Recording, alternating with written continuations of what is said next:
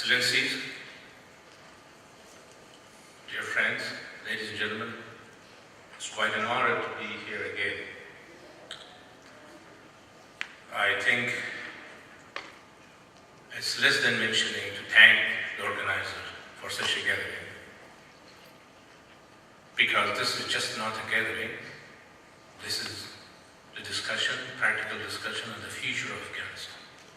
The future of Afghanistan is the economy, and the economy is based on certain sectors, and this is mentioned here. There is no doubt stability is essential, but even in sustainability of stability requires good economy.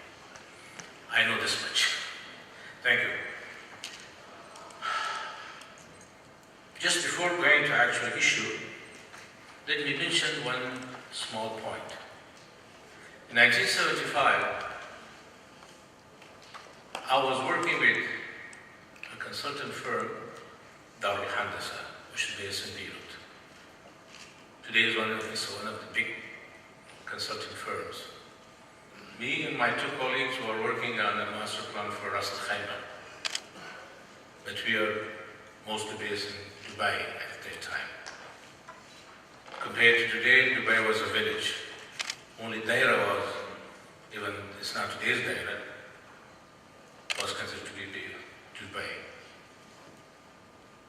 And we thought at that time that Ras Al Khaimah will take much advanced position, because Dubai until then didn't have a master plan, urban master plan.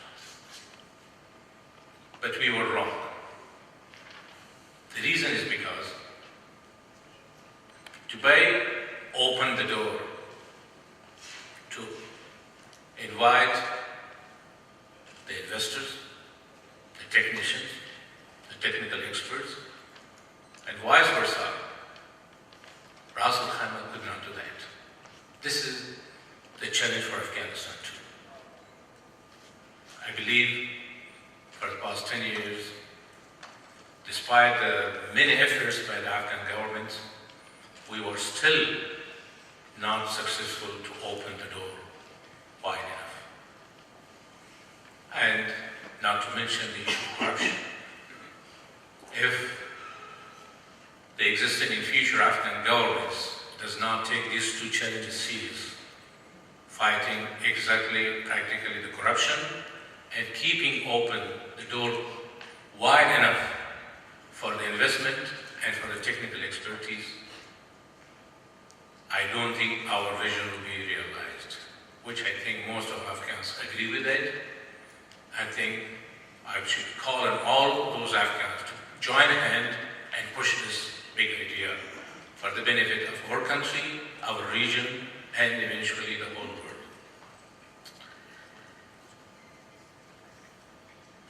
There is no doubt that Afghanistan is desperately in need for a sustainable economy. So far, our economy is in the very early stage of development, and we still don't know if they are sustainable. There in the past years, 10 years particularly, we have had certain good achievement. I don't want to overemphasize that. I don't want to stress very much the failures also. But the most important issue still is the sustainability to me.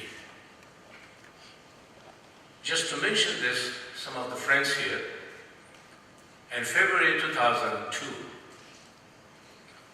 while I was still in Kandahar, trying to establish a construction company, I was surprised because the governor asked me for a consultation.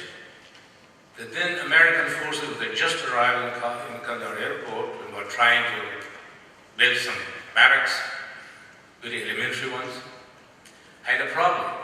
You know what their problem was? They were importing crushed gravel from Pakistan. And the border people, customs were actually taxing them. Can you imagine?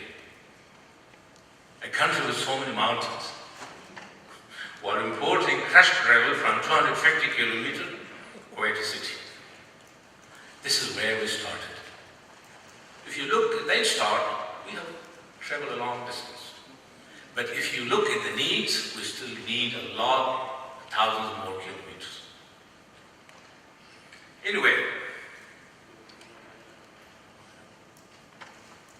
our main sector of economies are usually 5 or 6.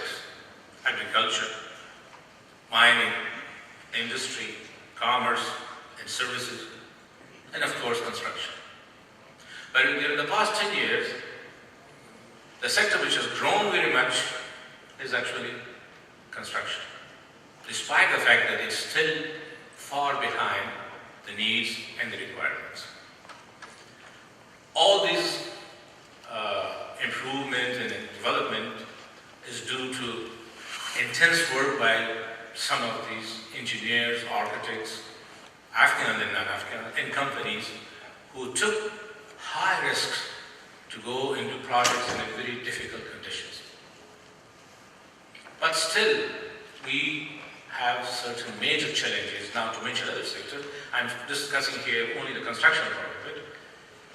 There are 2 major areas that we have problem with in the construction sector, and we have to tackle it as soon as possible. Number 1, acute shortage of skilled workers. Today, if you want to start a small project or need some 100 or 200 skilled workers anywhere in Afghanistan, you will have really problem to find that 200 persons with the right skill. You will find thousands of people unemployed, but not the skill. Number 2, a standardized level of construction material produced in Afghanistan, in local construction material. If you go, for example, in Kabul, in the eastern part of the country, if you go to purchase some bricks, they don't match with the one which is the western part of the city. Not to mention the strength of those bricks. So these are the 2 areas I would like to especially stress in my discussion with you people. Well, the idea was that we have to stress these 2 areas. Training the skilled workers, particularly in the construction sector, and of course, trying to create a practical plan program for standardized production of local construction material in Afghanistan. These 2 areas, if we cover, I'm sure a lot of progress will be made. Moreover, there is another challenge, not outside this economic area, but eventually related to that. Every year today, like this year, we are graduating more than 150,000 high school students. This year it was 175,000. In 6-7 years, according to the estimates of the Ministry of Education, it could easily reach 900,000. The Afghan universities and higher education today cannot absorb more than 50,000 maximum. This year, we had 125,000 of these students idle left on the street, without much prospect for employment. And in 8 years, 6 years' time, we will have something like 700,000 to 800,000 of this kind of people.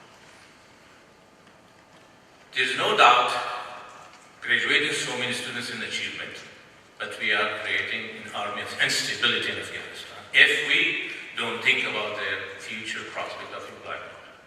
Our economic support. The only and maybe the best way is to send them to training skilled workers. And we need that. Only the project of New Kabul, if it takes off, would require between 150,000 to 200,000 skilled workers in construction sector. Today, you cannot find even 10,000 in Kabul out of this big requirements.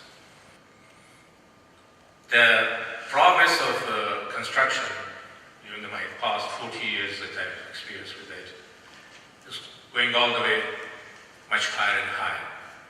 Unless we are prepared to prepare sufficient capacity in advance, we cannot ensure the future achievements success. So, my last word is that we have to join hands, the government and the private sector. The government has got to open the door, only play one thing, that is else, but providing all the facilities for the private sector, making sure that the standard is achieved, the standard is kept, but nothing else, no other push or stoppage. If this is the attitude of the government, or any government, then I'm sure we'll be successful. Thank you very much. I thank you on behalf of the Afghan people.